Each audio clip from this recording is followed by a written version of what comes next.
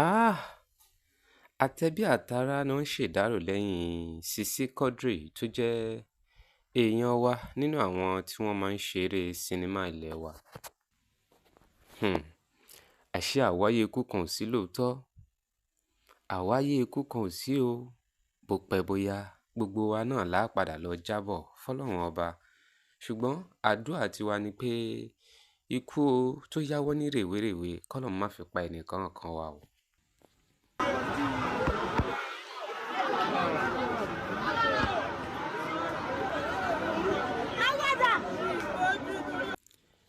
Ẹ rí lẹ́yìn ikú Sisi Quadri, Tọ́lání Quadri Oyèbámijí, oríṣiríṣi awuyẹ ló ti jẹyọ lẹ́yìn ikú ọ̀dọ́mọdékùnrin náà wípé àìgbọràn àti etí kunkun òun ló ṣekú pa Quadri nítorí pé wọ́n ti kì í nílọ̀, ó dẹ̀ ti wà nínú òfin ẹ̀ pé láyéláyé fáàbàdà kó má bá wọn kópa nínú fíìmù kó wá máa ṣe ipò òkú àbí kó kú nínú fíìmù. Wọ́n ti kì í nílọ̀ pé kó gbọ́dọ̀ dánrú ẹ̀ láṣàwò ipe torí ihun tó ń bẹ lẹ́yìn ẹ̀fà ó ju èje lọ.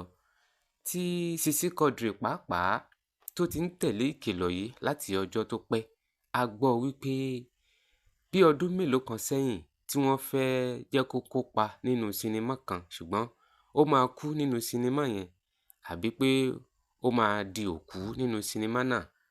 Ó yarí kanlẹ̀ kódà ó ní òun máa dá owó tí wọ́n fún òun padà kó tó di pé wọ́n ní wọ́n fi dialogue gbé ibẹ̀ yẹn.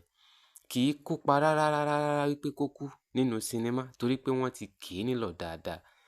Tẹ́ ẹ bá wá wo sinimá tó ṣe gbẹ̀yìn, ìyẹn Anikulapo,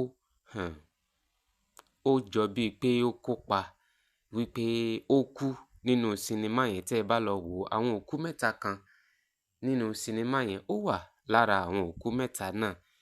Ó jọ gàté kò jọ gàté, ṣé kò ti máa fẹsẹ̀ méjèèjì múlẹ̀ báyìí?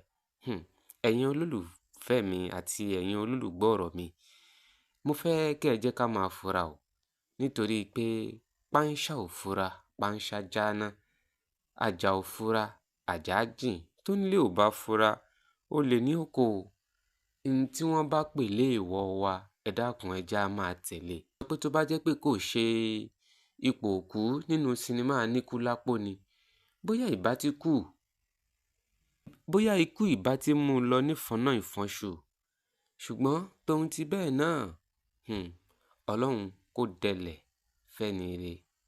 Quadri Tọ́lání Oyèbámijí, sùn re o.